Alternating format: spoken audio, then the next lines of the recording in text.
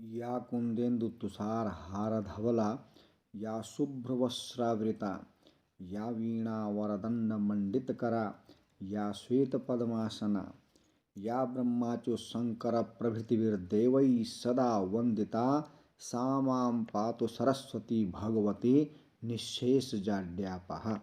आज माघ मास की शुक्ल पक्ष की पंचमी तिथि है, जिसको हम बसंत पंचमी के रूप में मनाते हैं।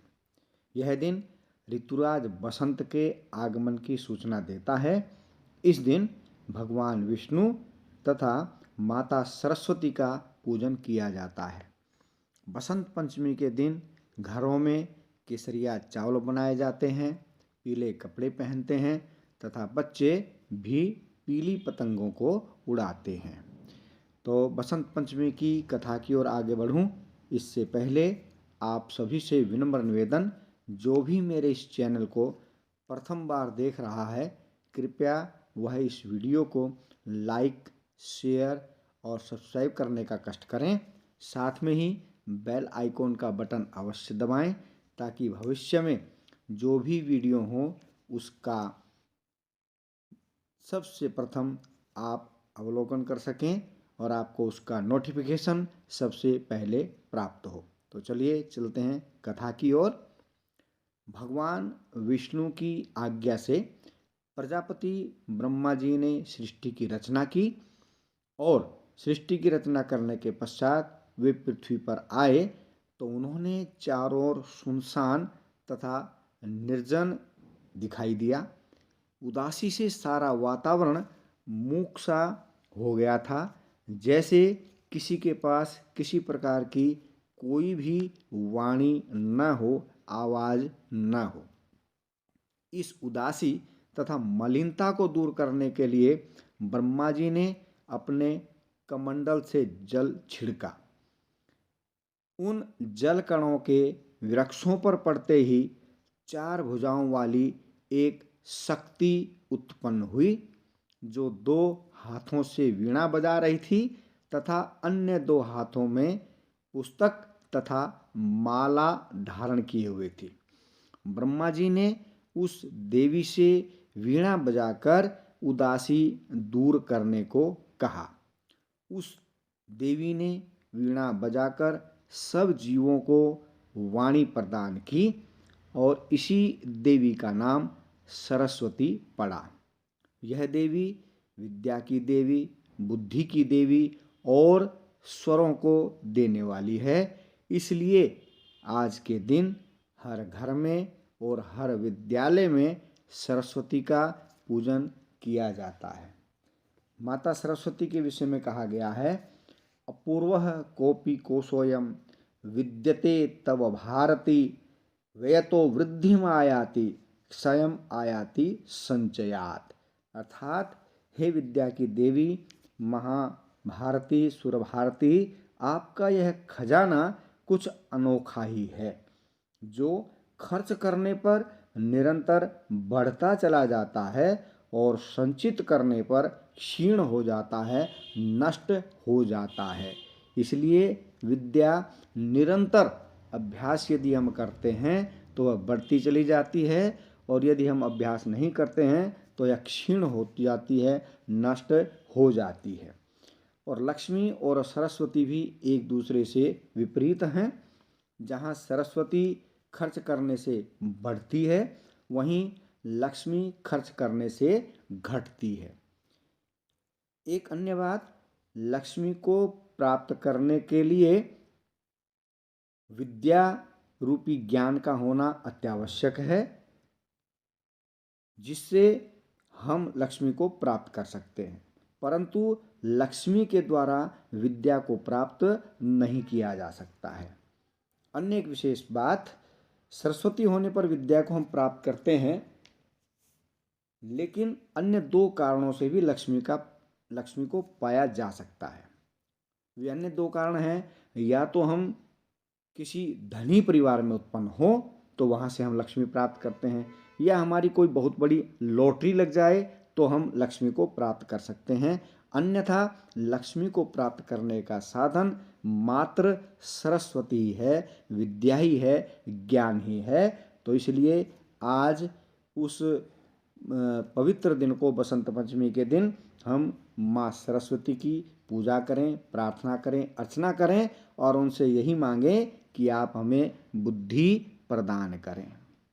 तो माँ सरस्वती की हमेशा जय हो और हम सबको निरंतर वो सात्विक बुद्धि को प्रदान करें।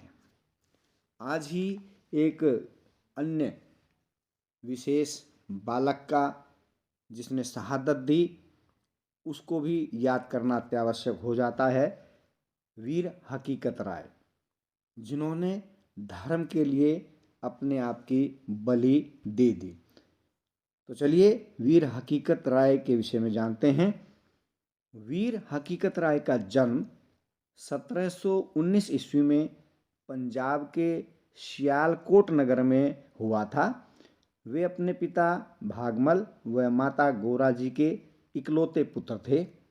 पिता व्यापारी थे, परंतु उनकी विशेष इच्छा थी कि पुत्र पढ़ लिखकर एक बड़ा अधिकारी बने।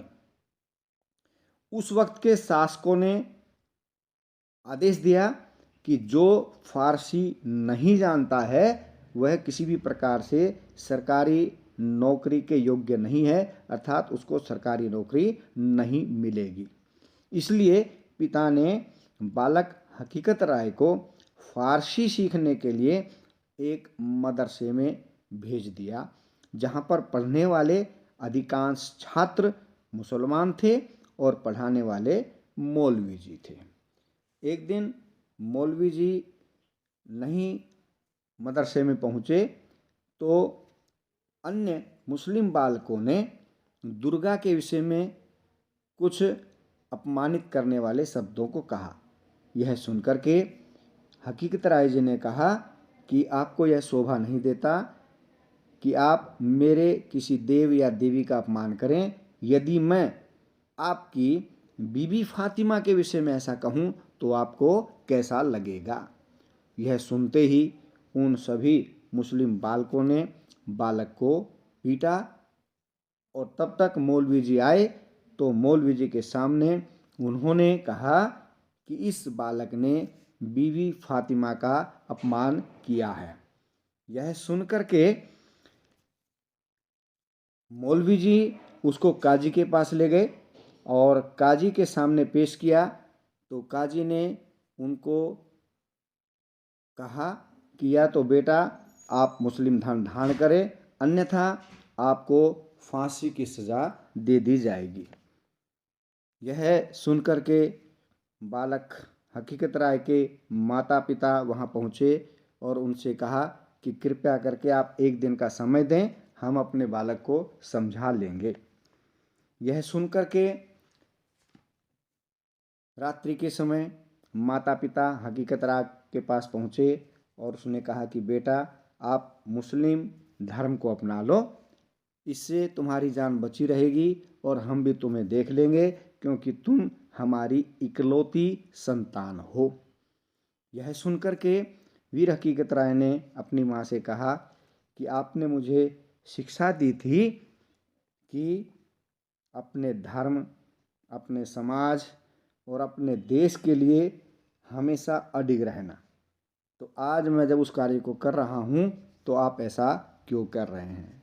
ऐसा कहने पर माता पिता भी निरुत्तर हुए। अगले दिन काजी ने एक बार उससे पूछा कि भाई क्या तू धर्म स्वीकार करने के लिए तत्पर है।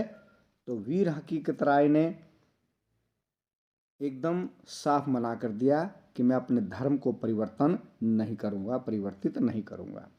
यह सुनकर के काजी ने कहा तो तुझे मृत्यु दंड दिया जाता है। ऐसा सुनकर के हकीकत राय ने कहा कि क्या मुस्लिम धर्म धारण करने से मैं कभी नहीं मरूंगा।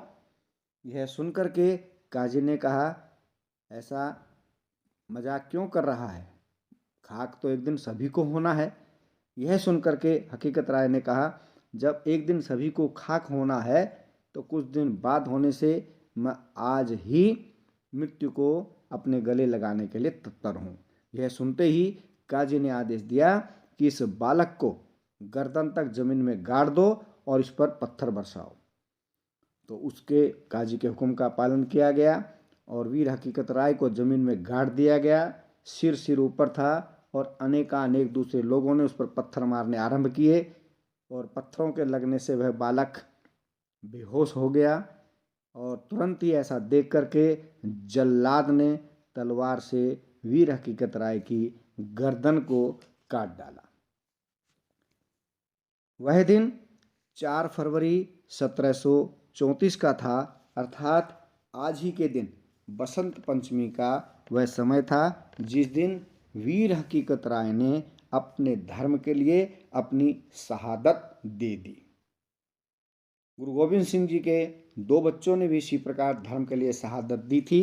तो ऐसे इन छोटे बच्चों से हमें जानना चाहिए कि उन्होंने किस तरह से अपने धर्म की रक्षा के लिए अपनी शहादत दी। तो आज वीर हकीकत राय को भी याद करने का दिन है। तो हम सभी उनको कोटि कोटि नमन करते हैं और माँ सरस्वती से प्रार्थना करते हैं कि वो सभी हमें विद्या का दान दें। जय हिंद, जय भारत।